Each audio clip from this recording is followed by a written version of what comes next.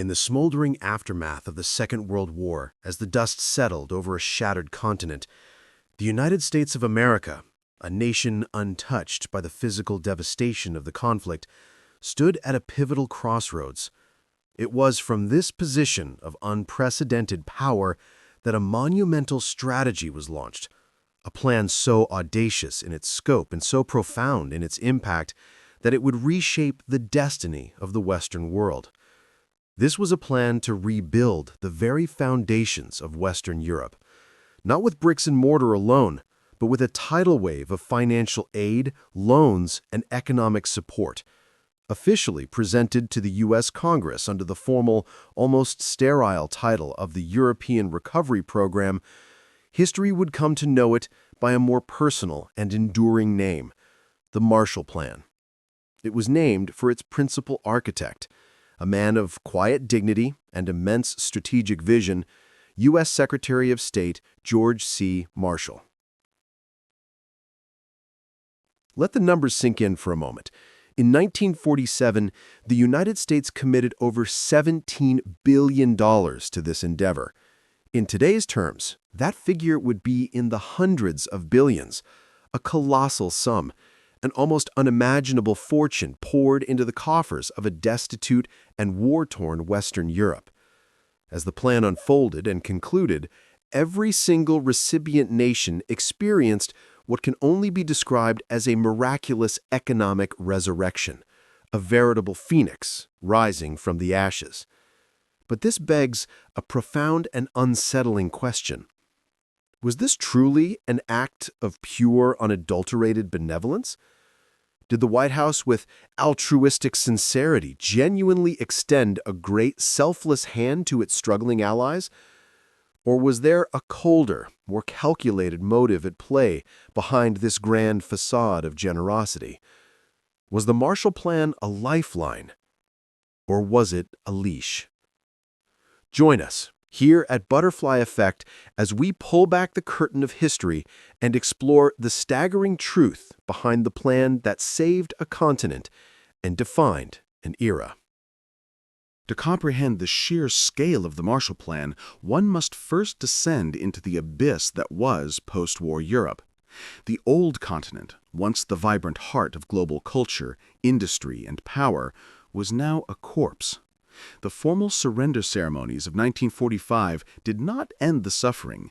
They merely marked the beginning of a new silent war, a war against starvation, disease, and despair. The statistics are a cold testament to the horror. Tens of millions were dead, with millions more wounded, maimed, or psychologically scarred for life. The economic fabric of nations, both victors and vanquished, had been shredded beyond recognition. A modern, mechanized war of tanks, strategic bombers, and scorched earth tactics had turned bustling metropolises into ghostly landscapes of rubble. Cities like Dresden, Hamburg, Warsaw, and Berlin were not just damaged, they were erased, their populations decimated. The continent's lifeblood, its infrastructure was severed. Railways were twisted metal, bridges were collapsed skeletons in rivers, and ports were choked with the wreckage of sunken ships. The intricate web of commerce that had connected nations for centuries was gone. The vital flow of goods, food, and raw materials had ceased. This economic paralysis triggered a humanitarian catastrophe of biblical proportions. Agricultural production had plummeted as farmlands were turned into battlefields and the male workforce was conscripted or killed. Famine, a specter from a darker age, now haunted the most advanced civilization on Earth. The winter of 1946-1947 was one of the harshest on record, a merciless blanket of snow and ice that covered a continent already shivering from hunger. People were freezing to death in their own homes. The black market thrived on desperation, where a wedding ring might be traded for a loaf of bread and a family heirloom for a sack of potatoes.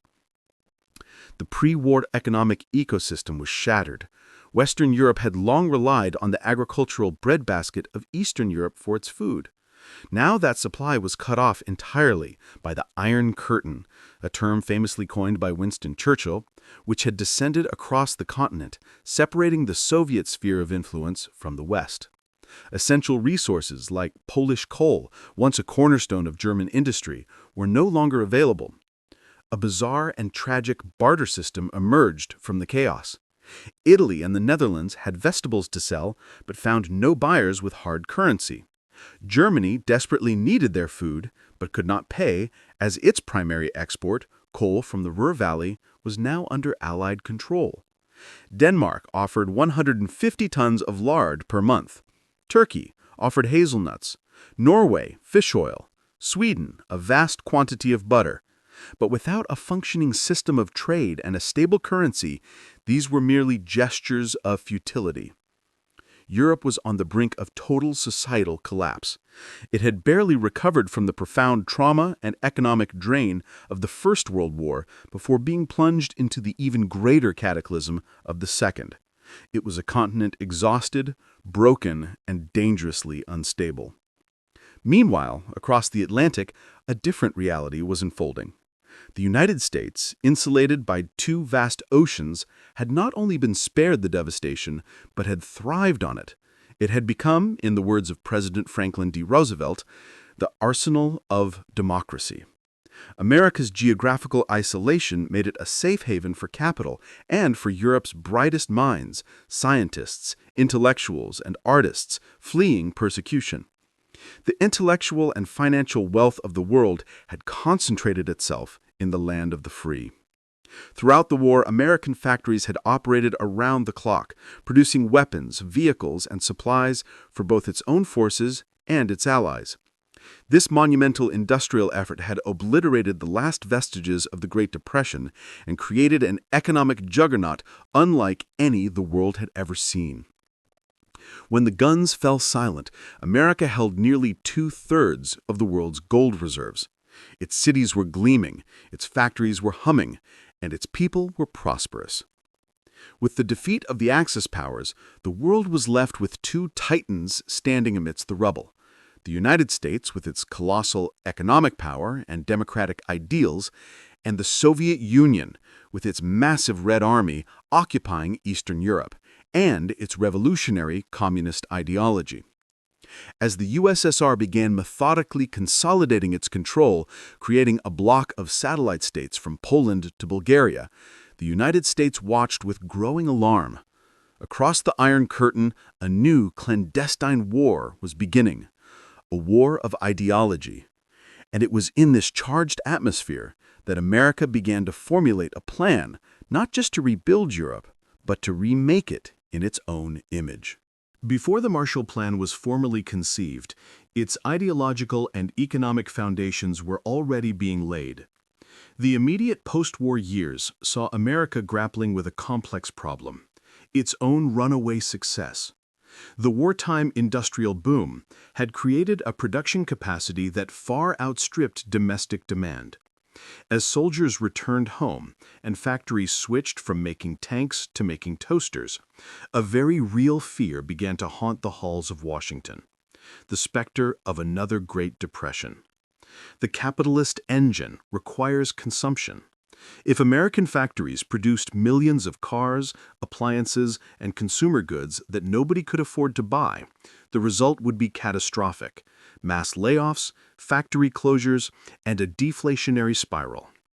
The lesson of the 1930s was seared into the American consciousness. To prevent a repeat, America needed markets, it needed customers, and a bankrupt, starving Europe could not buy anything. This economic imperative was neatly married to a burgeoning geopolitical strategy known as containment. The initial American approach to post-war aid was a series of ad hoc measures. Between 1945 and 1947, the U.S. sent approximately $9 billion in aid to Europe. Much of this aid, however, was a thinly veiled solution to America's surplus problem. It was tied aid, loans and grants given on the condition that the money be used to purchase American goods. This helped European nations meet immediate needs while simultaneously propping up American industry. This period also saw the birth of the Truman Doctrine in March 1947. President Harry S. Truman, in a landmark address to Congress, declared that it would be the policy of the United States to support free peoples who are resisting attempted subjugation by armed minorities or by outside pressures. He was speaking specifically about Greece, which was in the midst of a civil war against communist insurgents, and Turkey, which was under intense pressure from the Soviet Union. The doctrine was a bold public declaration of the Cold War. It framed the global struggle not as a traditional power rivalry, but as a moral crusade between freedom and totalitarianism. The United Nations, established in this era and largely underwritten by American funding, also undertook massive humanitarian relief efforts. But a critical question lingered: who would pay for Europe's reconstruction? The initial and rather vindictive answer was Germany.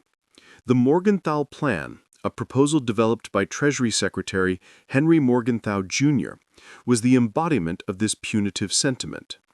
Its goal was to deindustrialize Germany completely, stripping it of its heavy industries in the Ruhr and Saar regions and reducing it to a pastoral agrarian state. The logic was simple and brutal: to ensure Germany could never again wage war. Gigantic war reparations were to be extracted to rebuild the nations Germany had destroyed. Allied forces, backed by the U.S., began implementing this policy. German factories were dismantled, production quotas were severely restricted, and its industrial heartlands were placed under international control. However, a critical flaw in this logic soon became terrifyingly apparent. For decades, Germany had been the economic engine of Europe. Its coal, its steel, its chemical plants, and its manufacturing prowess were not just assets for Germany, they were the gears of the entire continental economy. By crippling Germany, the Allies were inadvertently crippling themselves. A poor Germany meant a poor Europe. This realization sent shock waves through Washington.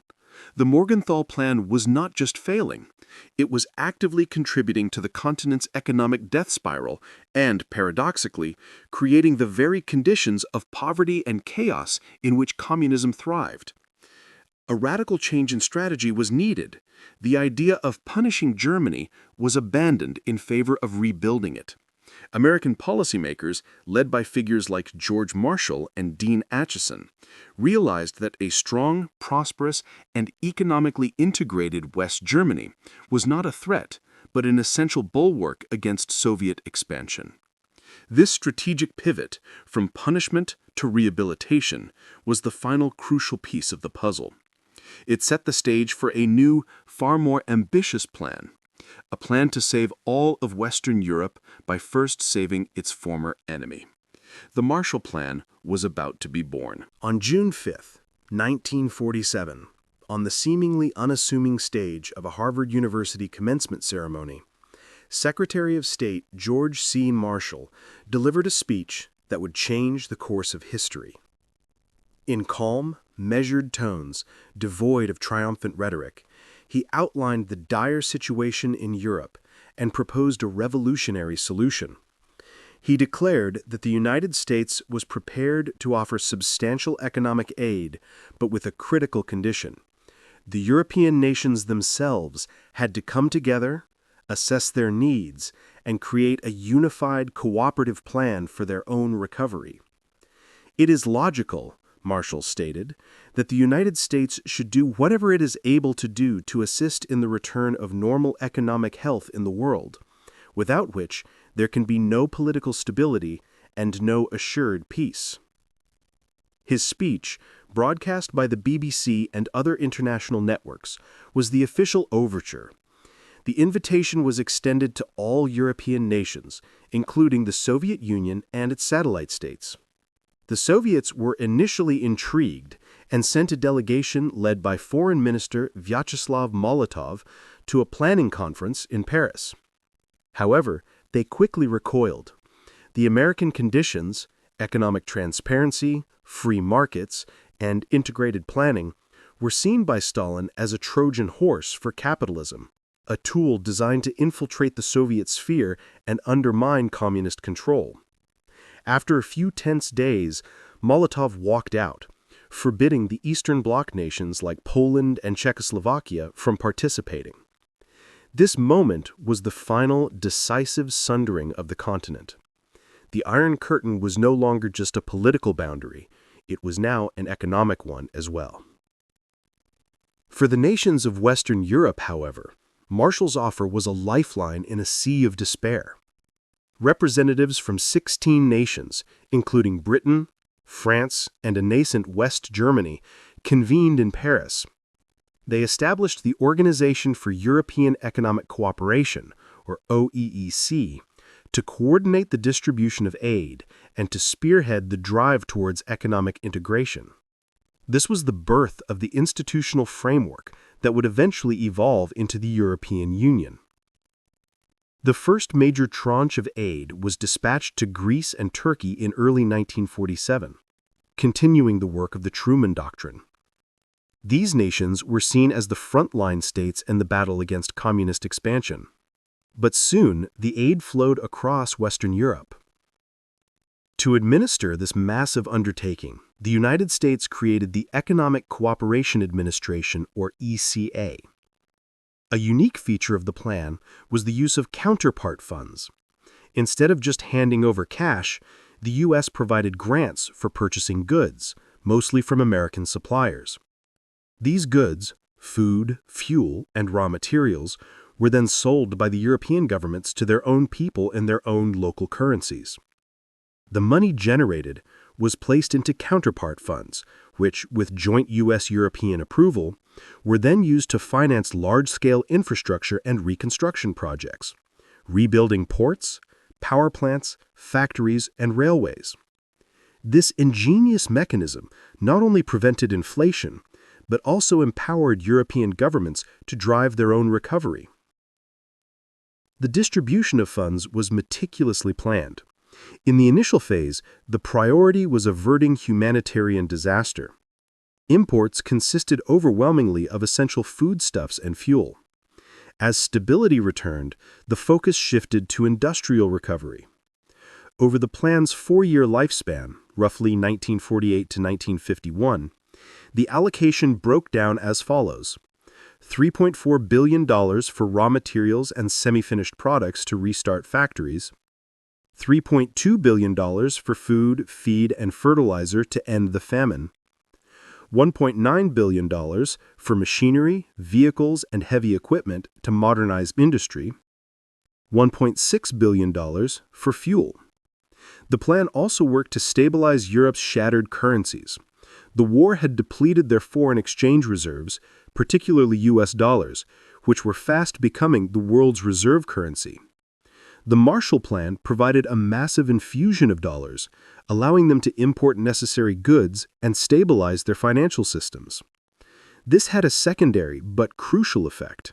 It cemented the U.S. dollar as the undisputed king of global finance and made the United States the world's largest creditor nation. However, the plan was not without its political challenges at home. As the Cold War intensified, particularly with the outbreak of the Korean War in 1950, pressure mounted from conservative factions in the U.S. Congress. They argued that the focus should shift from economic recovery to military rearmament. Consequently, in its later stages, a significant portion of the aid was redirected towards rebuilding the armies of Western Europe to serve as a military counterweight to the Red Army. Ultimately, by the time the plan was officially phased out in late 1951 to be replaced by the more militaristic Mutual Security Act, its core mission had been accomplished. It had pulled a continent back from the brink. The tangible successes of the Marshall Plan are staggering and undeniable. In the 4 years of its operation, Western Europe experienced the fastest period of economic growth in its history. Industrial production surged by 35%. Agricultural output not only recovered, but significantly surpassed pre-war levels. The abject poverty and starvation that had defined the immediate post-war years vanished. This economic miracle, Wirtschaftswunder in West Germany, ushered in an unprecedented 2-decade era of prosperity known as the Trente Glorias, 30 glorious years in France, fundamentally improving the quality of life for hundreds of millions of people. But was this the only goal? The answer is unequivocally no. The true genius of the Marshall Plan lay in its brilliant synthesis of altruism and self-interest. It was a multi-layered strategy that served American interests on every conceivable front. 1. The economic hegemony. The plan was first and foremost a masterstroke of economic policy for the United States. It solved the post-war surplus problem by creating a captive market of 16 nations dependent on American goods. It rebuilt the industrial capacity of Europe, transforming it from a charity case into a thriving trading partner for American businesses. By making the U.S. dollar the foundation of European recovery, it established a global financial system centered in Washington and New York, a dominance that continues to this day. 2. The political containment of communism. This was perhaps its most critical and most successful objective. The aid provided immediate relief, stabilizing volatile political situations across Western Europe. In countries like Italy and France, which had large, popular, and Soviet-backed communist parties, the Marshall Plan was a political silver bullet. It blunted the appeal of communism by demonstrating that the capitalist, democratic path could deliver tangible prosperity. The influence of these parties waned dramatically, their popular support eroding as economies boomed. The plan effectively bought the political allegiance of Western Europe, cementing a powerful anti-Soviet bloc that would become NATO. 4. The fostering of European integration. The American architects of the plan were firm believers that the endless cycle of European wars was fueled by nationalism. They used the plan as leverage to compel these historically antagonistic nations to work together. The OEEC forced countries like France and Germany to cooperate on economic planning for the first time in history. This laid the institutional and psychological groundwork for the European coal and steel community, the European economic community, and ultimately the European Union. In a very real sense, the modern, unified Europe is a direct descendant of the Marshall Plan. For decades after its conclusion, the Marshall Plan stood as the gold standard for large-scale foreign policy initiatives. It demonstrated that strategic generosity could be a more potent weapon than military force. It proved that investing in peace and prosperity could yield immense geopolitical dividends. Today, more than half a century later, the world is witnessing the rise of a new grand strategy that invites comparison: China's Belt and Road Initiative. Many analysts have dubbed it China's Marshall Plan. Like its American predecessor, the BRI is a monumental program of infrastructure development and economic investment aimed at projecting influence across continents. However, the comparison, while tempting, reveals crucial differences. The Marshall Plan consisted largely of grants, not loans.